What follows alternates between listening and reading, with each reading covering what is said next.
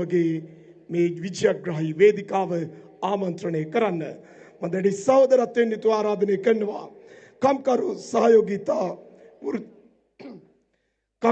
සහයෝගිතා වෘත්තීය සමිති මධ්‍යස්ථානයේ වෘත්තීය සමිතිය වෙනුවෙන් ආචාර්ය සිව ප්‍රකාශ් සහෝදරයාට මේ මොහොත ආමන්ත්‍රණය කරන්න.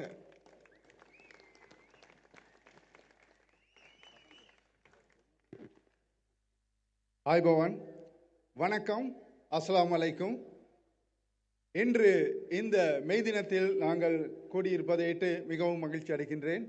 இங்கே அமர்ந்திருக்கின்ற ஏரத் சகோதரர் அவர்களே மற்றும் பீமால் சகோதரர் அவர்களே மற்றும் வசந்த சகோதரர் உட்பட மற்றும் அனைவருக்கும் என்னுடைய இதயத்தின் ஆழத்திலிருந்து எழுகின்ற அன்பை தெரிவித்துக் கொள்கின்றேன். தோழர்களே, இன்று இந்த நம்முடைய தேசிய மக்கள் சக்தியினுடைய மே தினத்திலே நாங்கள் வடக்கிலிருந்து வந்திருக்கின்றோம், தெற்கிலிருந்து வந்திருக்கின்றோம், கிழக்கிலிருந்து வந்திருக்கின்றோம், மலையகத்திலிருந்து வந்திருக்கின்றோம். ஆகவே இன்று முழு இலங்கையும் இங்கே இந்த அனுராதபுர நகரத்திலே கூடியிருக்கின்றார்கள். இதுவே இலங்கையினுடைய ஒற்றுமைக்கும் சமத்துவத்திற்கும் சமாதானத்திற்கும் ஒரு எடுத்துக்காட்டாக இருக்கின்றது. அதமே එකතු වෙලා ඉන්නවා උතර සිට දකුණ සිට නැගෙනහිර ඒ වගේ කඳුකර මලයගම් සිට. එහෙනම් අපි කවුරුත් එකතු වෙලා ඉන්නේ සාමයෙන් සහෝදරත්වයෙන්. එහෙනම් ඒක හොඳම උදාහරණයක්. මේ රට අනාගතේ අපේ NPP රජයට බාර දෙන්න මේක හොඳම උදාහරණයක්. தோழர்களே, இந்த நான் மலையகத்தை சார்ந்தவன், மலையக தோட்ட தொழிலாளர் பரம்பரையிலிருந்து வந்தவன். ஆகவே இந்த மலையக தோட்ட தொழிலாளர்கள் உங்களுக்கு தெரியும், இன்று ஏற்கனவே வசந்த சகோதரர் அவர்கள் சொன்னார், இன்று மிக நீண்ட கால போராட்டத்தின் பின் 1700 ரூபாய் சம்பளம் தருவதாக ரணில் விக்ரமசிங்க அறிவித்திருக்கிறார் கொட்டகலில் நடந்த மே தின விழாவில். உங்களுக்கு தெரியும், இது பல வருடங்களாக தொழிலாளர்கள் போராடி பெற்ற ஒரு போராட்டத்தினுடைய பெருபேறு.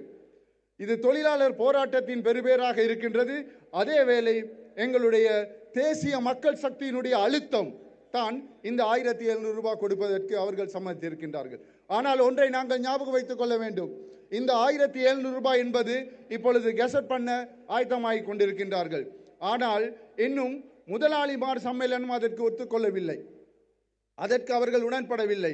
இது ஒரு பக்கமான கருத்தாக இருக்கின்றது, அரசாங்கத்தினுடைய கருத்தாக இருக்கின்றது, தொழிற்சங்கங்களுடைய கருத்தாக இருக்கின்றது. ஆனால் உங்களுக்கு தெரியும், NPP சார்ந்த தொழிற்சங்கம் 2000 ரூபாவை கேட்டுக்கொண்டிருக்கும் பொழுது இப்பொழுது 1700 ரூபாய்க்கு காட்டி கொடுக்கப்பட்டிருக்கின்றார்கள். இந்த மலையக மக்கள் கடந்த 200 வருடங்களாக காட்டி கொடுக்கப்பட்டிருக்கின்றார்கள். அவர்களுடைய உரிமைகள் பறிக்கப்பட்டிருக்கின்றன. சமூக, பொருளாதார, அரசியல் உரிமைகள் பறிக்கப்பட்டு இந்த நாட்டிலே அடிமைகளாக இருக்கின்றார்கள்.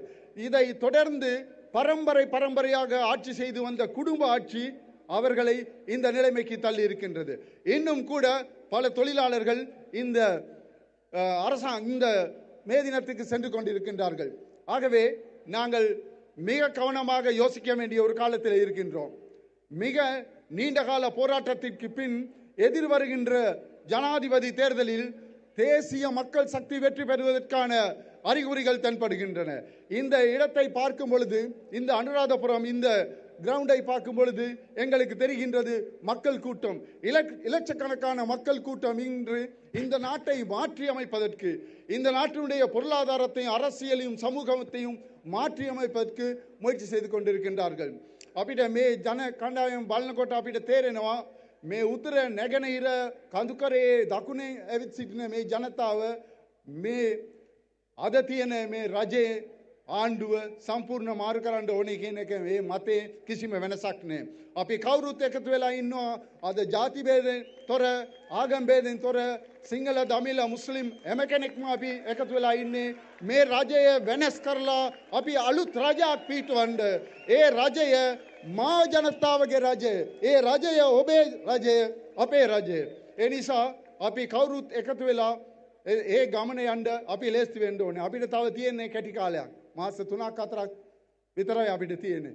சகோதரர்களே, குறிப்பாக இன்று எங்களுக்கு தெரியும், விவசாயிகள், தமிழிலே சொல்லுவார்கள், விவசாயி நிலத்திலே கால் வைக்காவிட்டால் தம்பி நீ சோற்றிலே கை வைக்க முடியாது. விவசாயி நிலத்திலே கால் வைக்க விட்டால் நீ தம்பி சோற்றிலே கை வைக்க முடியாது. ஆகவே விவசாயினுடைய அந்த உழைப்பு தான் நாங்கள் சோறு சாப்பிடுவதற்கு காரணமாக இருக்கின்றது. தமிழை கீவனாක් තියෙනවා ගොවියා මඩබිමේ කකුල තිබ්බ නැත්නම් ඔබතුමාලාට බත් කෝපේ අත තියන්න බෑ.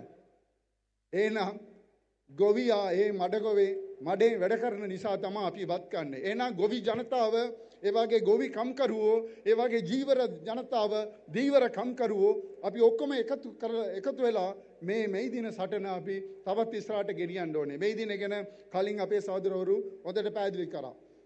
නමුත් ඒක තියෙන විශේෂය ඒ මේ දින විතරයි අපි ಜಾති ભેද කුල ભેද නැතුව අපි ඔක්කොම කම්කරුවෝ විදියට අපි එකතු කරන්නේ ඒ මේ දින. ඒ නිසා මේ මේ දින අපිට වැදගත් දවසක්.